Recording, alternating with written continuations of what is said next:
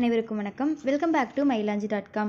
ஒரு ப்ரெக்னன்சியில் egg growth ரொம்ப முக்கியம். பெண்கள் சைடுலேருந்து பார்த்தோம் அப்படின்னா கருமுட்டை தான் ரொம்ப முக்கியம். அந்த கருமுட்டை தான் ஸ்பெர்ம் கூட சேர்ந்து ஒரு பேபியாக உருவாகுது. ஸோ கருமுட்டை எந்த அளவுக்கு வளர்ச்சி சரியாக இருக்குதோ அதை பொறுத்து தான் நம்ம சீக்கிரம் ப்ரெக்னென்ட் ஆகிறது, மிஸ்கரேஜ் ஆகாமல் ப்ரெக்னென்ட் ஆகிறது, ஒரு குழந்தை ஆரோக்கியமாக வளருது. இது எல்லாமே கருமுட்டையோட வளர்ச்சியை பொறுத்து தான் இருக்குது. ஸோ ஓவலேஷன் சரியாக நடக்கணும், உங்களுக்கு பீரியட் நல்லா இருக்கணும், இர்ரெகுலர் பீரியட் இல்லாமல் இருக்கணும். இதெல்லாம் சரியாக இருந்துச்சு அப்படின்னா உங்களுடைய கருமுட்டையோட வளர்ச்சி சரியாக இருக்குது அப்படின்ட்டு அர்த்தம். என்ன மாதிரியான அறிகுறியை வச்சு நமக்கு கருமுட்டை வளர்ச்சி சரியாக இல்லை அப்படிங்கிறத தெரிஞ்சுக்க முடியும்னா, ஃபஸ்ட்டு ஒன் உங்களுக்கு இர்ரெகுலர் பீரியட். உங்களுக்கு பீரியட் ஒரு கட்டம் மேரேஜ் ஆகிற வரைக்கும் உங்களுக்கு சரியாக ரெகுலராக பீரியட் ஆகுது. மேரேஜ்க்கு அப்புறமா ஒரு 2-3 மந்த்ஸ்க்கு அப்புறம் உங்களுக்கு பீரியட் இர்ரெகுலராக இருக்குது. 30 டேஸ்க்கு 28 டேஸ்க்கு ஒன்ஸ் நீங்கள் பீரியட் ஆகிறது மாதிரி 45 டேஸ்க்கு ஒன்ஸ் பீரியட் ஆகிறீங்க, அல்லது சீக்கிரமாக 15 நாளுக்கு ஒருக்காவே பீரியட் ஆகிக்கிட்டே இருக்கிறீங்க அப்படின்னாலும் உங்களுடைய கருமுட்டையோட வளர்ச்சி சரியில்லை அப்படின்ட்டு அர்த்தம். நீங்கள் அந்த பீரியடை சரி பண்ணுறதுக்கு முயற்சி பண்ணலாம், டாக்டரை போய் கன்சல்ட் பண்ணலாம். அதுக்கப்புறம் ரெண்டாவது விஷயம், உங்களுடைய ஃப்ளோவில் சேஞ்சஸ் இருக்கும். உங்களுக்கு ஃபஸ்ட்டெல்லாம் உங்களுக்கு தெரியும்ல, உங்களுக்கு நார்மலாக ஸ்டார்டிங்லேருந்து ஏஜ் அட்டன் பண்ணதுலேருந்து எப்படி இருக்கும் அப்படிங்கிறது தெரியும். உங்களுக்கு கரெக்டாக 3 டேஸ் ஆர் 5 டேஸ் இருக்குது, எப்போது அந்த மாதிரி இருக்கும் அப்படிங்கிறது சடனாக 3 டேஸ் கூட இல்லாமல் 2 டேஸ் மட்டும்தான் இருக்குது, ஃப்ளோ ரொம்ப கம்மியாக இருக்குது, 5 டேஸே ஆச்சு அப்படின்னாலும் உங்களுக்கு அந்த ப்ளீடிங் ஆகக்கூடிய ஃப்ளோ ரொம்ப கம்மியாக இருக்குது, அதிகமாகவே எனக்கு ஆகவே இல்லை அப்படிங்கிற மாதிரியான ப்ராப்ளம்ஸ் இருந்துச்சு அப்படின்னாலும் உங்களுடைய எக் க்ரோத்தில் சில ப்ராப்ளம்ஸ் இருக்குது அப்படின்ட்டு அர்த்தம். எக் க்ரோத் சரியான அளவில் இருந்துச்சுன்னா மட்டும்தான் பேபி ஆரோக்கியமாக உருவாகும். அது ரொம்ப இம்பார்ட்டண்ட்டு. ஸ்பெர்ம் சரியாக இருந்து எக் க்ரோத் ரொம்ப கம்மியாக இருந்துச்சு, அதோடைய வளர்ச்சி ரொம்ப சிறிய சைஸில் கருமுட்டை இருக்குது அப்படின்னா அது ட்ராவல் பண்ணி சரியாக போகாது, அது போய் கருப்பை பையில் சரியாக பதியாது. அப்போ அது உருவாகி வந்துச்சுனாலும் அப்படின்னாலும், சப்போஸ் பேபியாக உருவாகி வந்துச்சு அப்படின்னாலும் மிஸ்கரேஜ் ஆகிறதுக்கு வாய்ப்புகள் அதிகமாக இருக்குது. மெயின் ரீசன் சிலர்லாம் கேட்குறீங்கள, ஹார்ட் பீட் பற்றி கேட்குறீங்கள. ஹார்ட் பீட் நான் போனேன், செக் பண்ணி பார்த்தேன், டாக்டர் ஹார்ட் பீட் இன்னும் வரல, நெக்ஸ்ட் வீக் வாங்க அப்படின்னு சொல்கிறாங்க.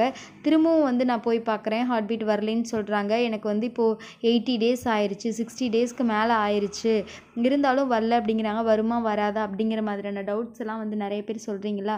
அது எல்லாத்துக்குமே இதுவும் ஒரு காரணமாக இருக்கும், எக்கோட வளர்ச்சியும் ஒரு காரணமாக இருக்கும். ஸோ ப்ரெக்னென்சி டிலே ஆகுது, நீங்கள் ப்ரெக்னென்சிக்கு ட்ரை பண்ண போகிறீங்க அப்படின்னா ஒரு மாதம் வெயிட் பண்ணி உங்களுக்கு ஒன்று மிஸ்கரேஜ் ஆயிடுது, இல்லை ஹார்ட் பீட் வராமல் போயிடுது, இல்லை நீங்கள் பீரியட் ஆயிடுறீங்க அப்படின்னா இது ஒரு ரீசனாக இருக்கும். இதை டாக்டரை கன்சல்ட் பண்ணிவிட்டு இப்படி இருக்குமா அப்படிங்கிறத நீங்கள் கேட்டு தெரிஞ்சுக்கோங்க, செக் பண்ணி பார்த்துக்கோங்க. ஸ்கேன் பண்ண பார்த்தாவே கருமுட்டை எந்த அளவுக்கு வளர்ச்சி இருக்குது அப்படிங்கிறத சொல்லுவாங்க. இதுக்கு மெயினாக என்ன ஹோம் ரெமெடி பண்ணலாம் அப்படின்னா, ஹோம் ரெமெடி அப்படிங்கிறது நம்ம சாப்பாடு, அது ஃபுட்டு கரெக்டாக எடுத்துக்கிறது தான். ஃபோலிக் ஆசிட் ரொம்ப இம்பார்ட்டண்ட்டு.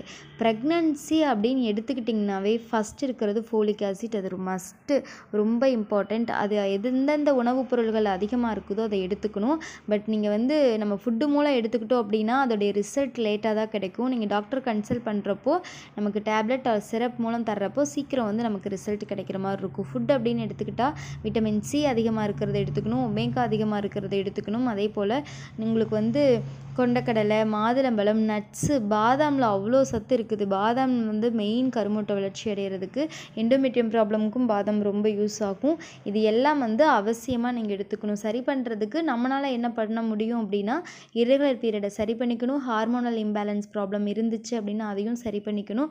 அதே போல் அந்த ஃப்ளோ நமக்கு ஆகக்கூடிய ஃப்ளோ கரெக்டாக இருக்கிற மாதிரி பார்த்துக்கணும். ஃபோலிக் ஆசிட் சரியாக இருக்குதா, அதோடைய சத்து சரியாக இருக்குதா அப்படிங்கிறதையும் நம்ம பார்த்துக்கணும். ஃபோலிக் ஆசிட் நமக்கு அந்த சத்து இல்லை அப்படின்னாலும் உங்களுக்கு கருமுட்டையோட வளர்ச்சி இருக்காது, அதனால் மிஸ்கரேஜ் ஆகிறதுக்கு சான்ஸ் இருக்குது. நீங்கள் ஓவலேஷன் சரியாக நடந்துச்சு அப்படின்னாலும் ப்ரெக்னென்சி ஆகவங்கன்னு வெயிட் பண்ணிகிட்டு இருப்பீங்க. இந்த ப்ராப்ளம்ஸ் எல்லாம் இருந்துச்சு அப்படின்னா அது ப்ரெக்னென்ட் ஆகாமல் பீரியட் ஆக போகிறதுக்கு வாய்ப்புகள் அதிகமாக இருக்குது. ஸோ அதனால் இது எல்லாம் செக் பண்ணிக்கோங்க, செக் பண்ணிக்கிறது பெட்டராக இருக்கும். ஏன்னா இதே நினச்சி நம்ம கன்ஃபியூஸ் ஆகிறதுக்கு இது நார்மலான விஷயம். இப்போ நிறைய பேர்த்துக்கு இந்த மாதிரியான ப்ராப்ளம்ஸ் இருக்குது, ஈஸியாக சரி பண்ணிடலாம். மெயின் அதுதான். இப்போ இருக்கிற டெக்னாலஜியில் எவ்வளோ ப்ராப்ளம்ஸ் சீக்கிரம் சரி பண்ணிடுறாங்க. இதெல்லாம் ரொம்ப ஈஸியான விஷயம், சீக்கிரம் சரி பண்ணக்கூடிய விஷயம். அதனால் நீங்கள் பயப்பட தேவையில்லை. நீங்கள் இதை தெரிஞ்சு வச்சுக்கோங்க, தெரிஞ்சு வச்சுக்கிட்டு வரி பண்ணாமல் அடுத்த ட்ரீட்மெண்ட்டுக்கோ அடுத்த ஸ்டெப்புக்கோ நம்ம மூவ் ஆகிக்கிறது பெட்டர் இல்லையா. அதுக்காக தான் இந்த வீடியோ.